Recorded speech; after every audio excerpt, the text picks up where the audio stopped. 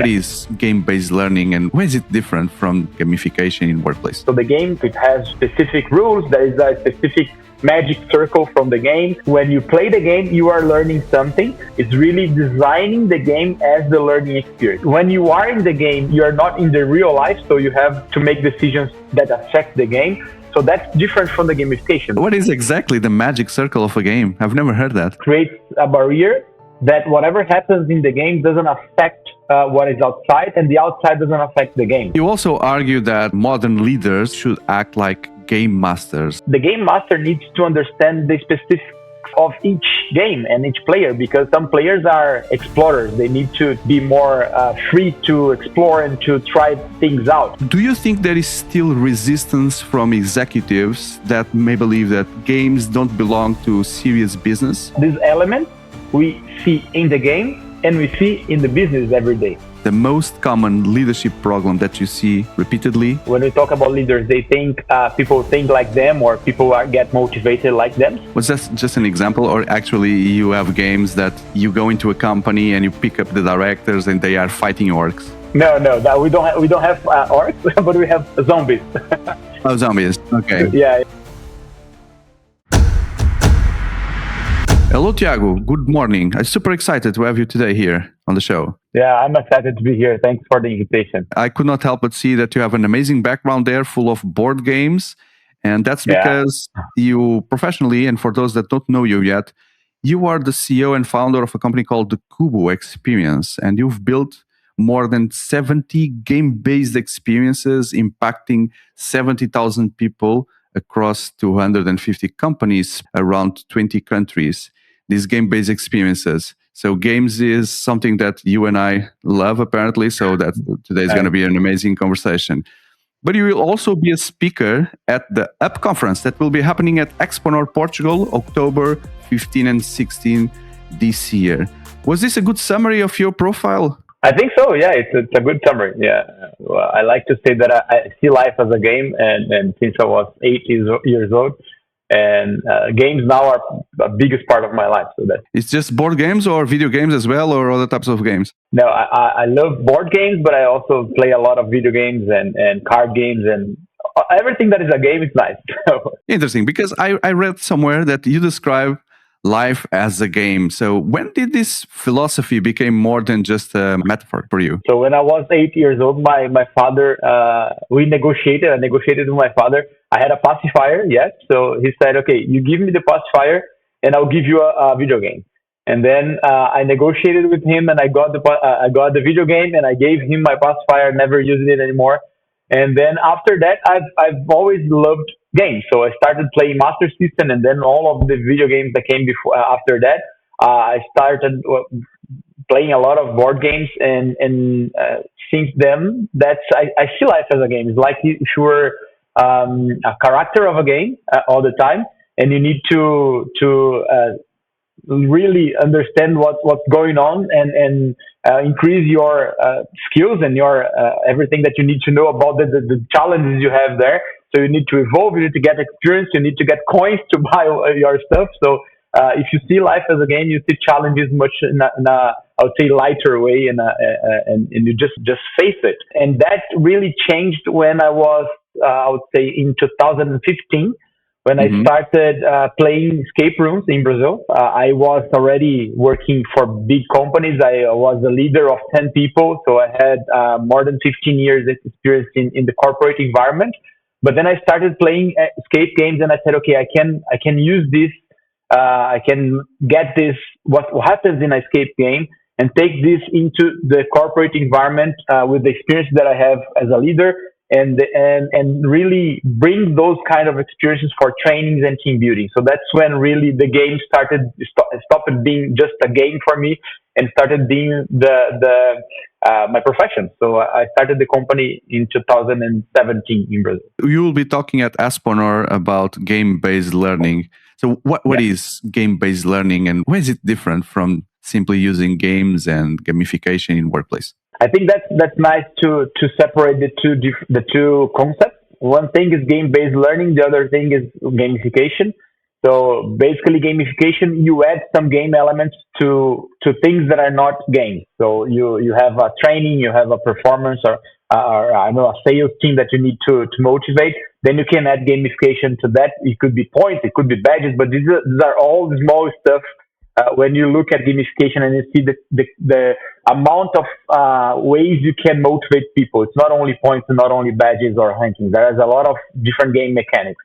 And when we say game-based learning, is really the game. So the game itself, it has specific rules. There is a specific magic circle from the game, and that is when you play the game, you are learning something.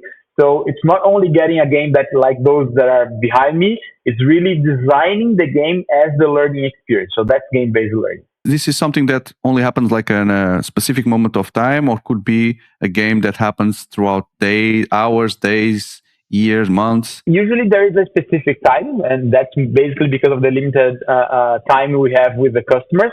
Okay. But it doesn't need to be. The point is that the game has the magic circle. The game itself has their own rules. There's a specific storytelling or narrative. There is, when you are in the game, you are not in the real life, so you have to make decisions that affect the game. So that's different from the gamification, because when we talk about gamification, people are not playing a game; they are studying, they are doing something else with game elements. That's different. So you've used the term magic circle twice now. What is exactly the magic circle of a game? I've never heard that. Basically, when you start a game, you forget the real life, right? So you are there in the game. So it creates a barrier that whatever happens in the game doesn't affect what is outside, and the outside doesn't affect the game. So basically, you are really into that. So when people play the games, they are coming to that specific environment, and they forget whatever is behind that. So right. It's when you enter in a flow state, So you're in a flow state, You don't see time passing. So that's what the game creates.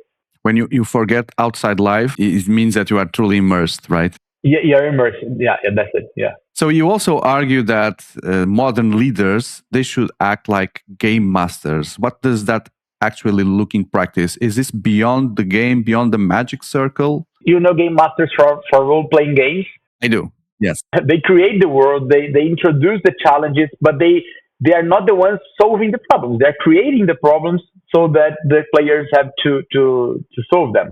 And the game master needs to understand the specifics of each game and each player, because the player, for instance, some players are explorers. They need to be more free to explore and to try things out.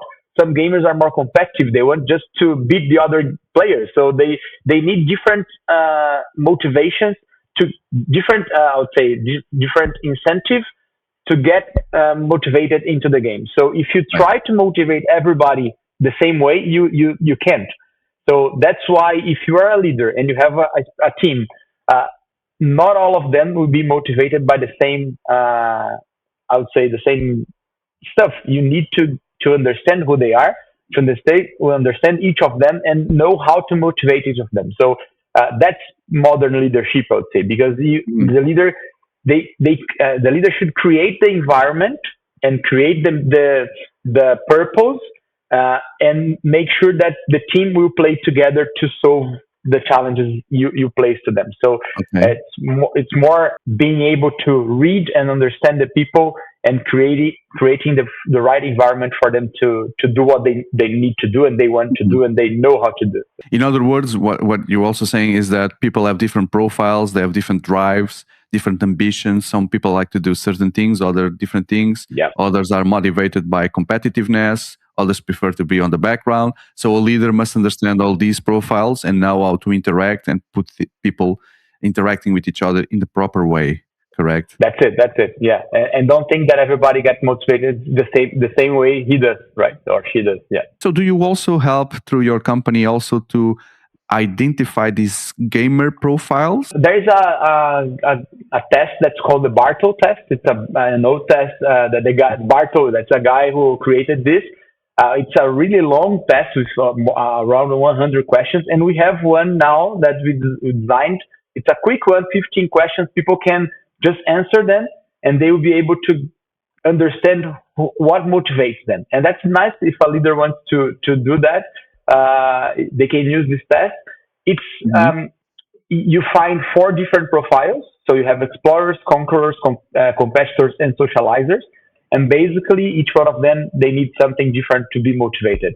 They are not, that's not scientific, but you can correlate those 4 profiles with DISC profiles. So you can correlate that, and that helps you to understand who people are and how you can make sure that they are engaged. What can a game really reveal in terms of leadership, communication, and collaboration that these traditional assessments, like the ones you mentioned, or other kinds of team buildings, don't reveal already? That's good. One thing that I always say that if you've taken too many tests, you know how to answer the test in a way that you get the answer that you expect or that you want people to get. So if you're answering something and you know you're being evaluated, for instance, you can kind of social desired answers. Yeah, you can push some answers that is not necessarily true. But when you play the game, as I said, the magic circle, they play the game. People forget they are being evaluated. People forget game, where right? they are. So it's just a game. So they will play the game and they will play as they are as really people. So what I've seen sometimes, there is a story that when I started in a company, I was an intern at BASF in Brazil. I started there, and 1 or 2 weeks later, people called me to play soccer, and I was there, and I am a goalkeeper. So I was there as a goalkeeper, and then I used to be really good, and I used to get angry with people who are not doing the right stuff. And I started arguing and yelling and trying to make people work together, and so we are a good team. And then one guy said to me, "Thiago, be careful, because this guy you are yelling to is the vice president." And I said, "Okay, but here in soccer, he's just the soccer player. So now we need to." So that's what happens when we run a game in a company. You see interns arguing with the directors, with whatever, and people, they forget the hierarchy, they forget the profiles, because they want really to succeed in the game. And that's when you see who people really are. So they're not answering questions, knowing that they are being evaluated and trying to sneak and not show who they are really. The true question is if the director and the VP also forgot about that interaction after the game and fire the person or not. But that's just a joke apart. But then that's something that needs to be treated in the company, right? So I think it can happen, but I really think, and I've seen that happening, is that people get closer than before, because they really get to know each other. It's a team building as well, right? And could also opening the opposite, which is the VP or the director may say, "Oh, this intern, it really has some backbone there. I like how he interacted during the game, so maybe I'll promote to a manager or something." Could happen both ways, I know. Yeah, for sure. I wanted to add as well, Thiago, which is I've always in my life heard the motto from my family, which is you really know the people at the table playing games or while eating. Okay, I think playing games where families carry out that motto and that sense is more like on gambling and not necessarily on the games that we are talking here or board games. But I can tell you that from my other contexts where, for example, I play board games, I definitely support that motto, because it's only a game, right? We're playing a game. It's going to last for 2 hours. There's a specific set of rules, context, etc. But you can really see what's behind or inside people, how they react to plays. If you try to make a move that will affect their strategy, screw their points, etc., you see what comes from inside. There's less barriers than in normal life, because people feel like we're just playing a game, right? It's just a game. No one cares. But then the true person comes out very easy. So that motto, we really see how people are at the table eating. It's like the manners, right? And playing games. It's still very valid, and can be carried on for corporate environments as well. Interesting. I'm loving this conversation, Thiago. Trying to to be more grounded to the everyday problems of companies. Do you think there is still resistance from executives that may believe that games don't belong to serious business? And if so, how do you counteract that? There is a lot of resistance yet because people associate games with something that is childish, that's only entertaining. But there's always a purpose. When we do a game-based learning, there's always a purpose. And they are. I don't like the word serious because I like when it's fun. Always, for me, it should always be fun. But when it's fun, doesn't necessarily mean it's not serious. And that's one thing that we need to be all the time remembering people. So okay, it is fun, but it's serious as well. It was designed to teach. It was designed to make people understand new skills. So there are rules, there are goals, there are constraints, there's feedback, decision making, risk, and consequences. So these elements we see in the game and we see in the business every day. So if you play a game and after the game you make sure people understand what it is in the game that can be used in your daily life, in your business life, then it's when I show people that okay, it's not just a game. The game is part of it.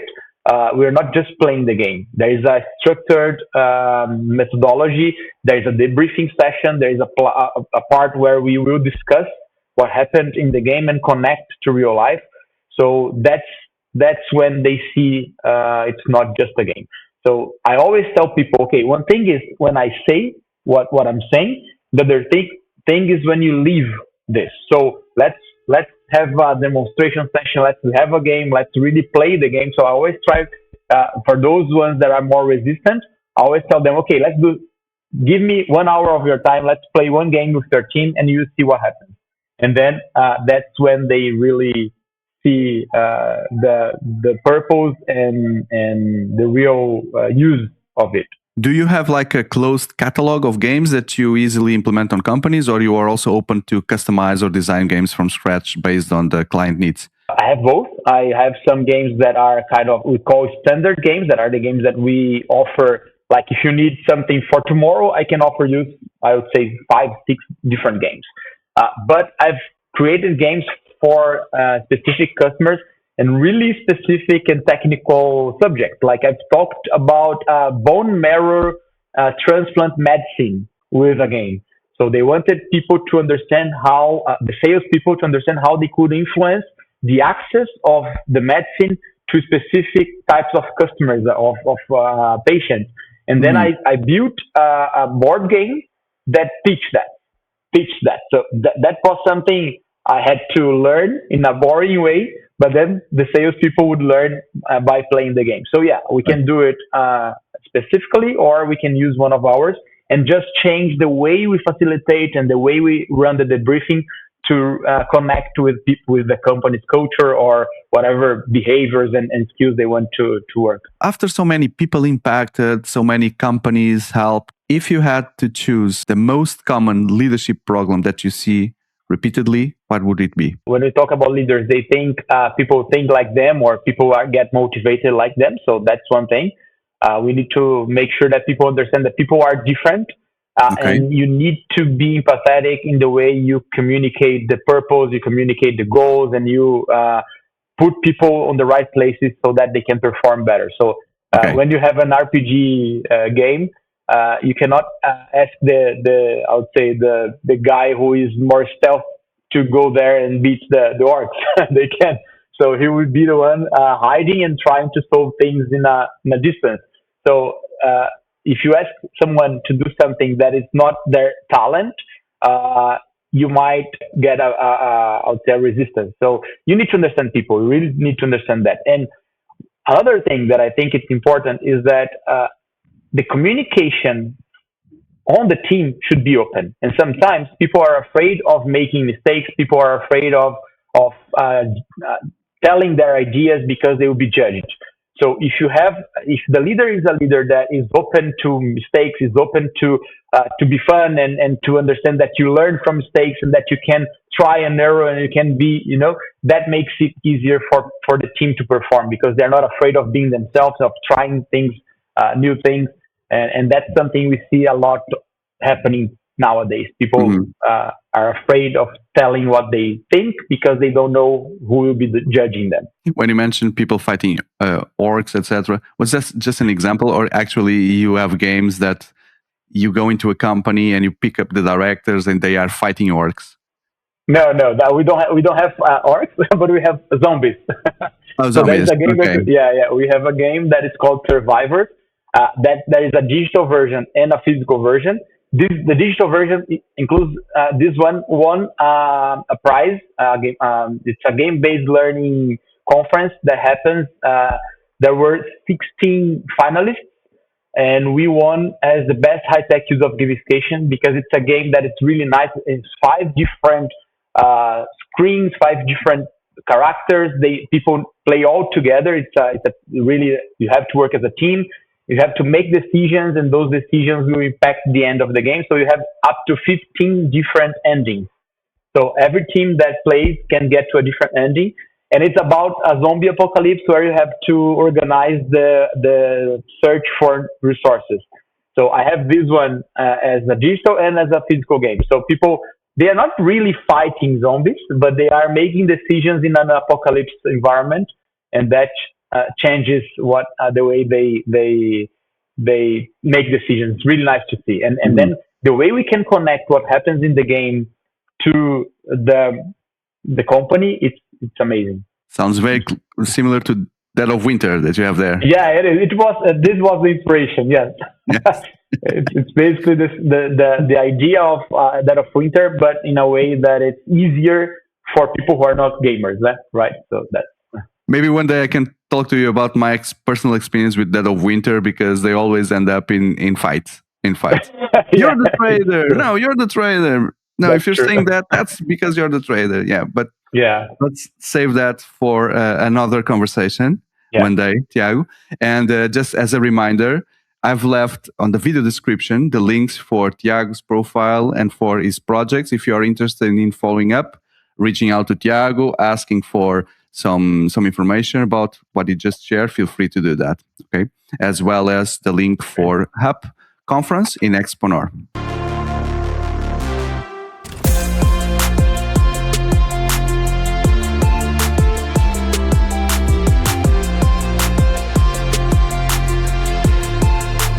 Why should an HR professional attend the Up conference at 𝘎𝑗𝑎𝑟? HR is being asked to solve a lot of complex challenges, and like engagement, like leadership and talent development. The conference will create an opportunity so you step outside of your daily routine and really discover new approaches and exchange experience. Who will benefit the most from attending the Up conference at 𝘎𝑗𝑎𝑟? I would say HR leaders and people who are from learning and development professionals. I think people who really want to innovate in the way they bring learning experiences to their companies. What will HR leaders miss if they don't attend the Up conference at 𝘎𝑗𝑎𝑟? I would say they'll miss the opportunity to pause and look beyond their own organization. So when we spend time solving urgent problems, we don't see what's happening in the world. So that's a way they can really look at others and benchmarking and understand what's happening in the market. What is one practical insight that people will take away from your session at the Up conference at 𝘎𝑗𝑎𝑟?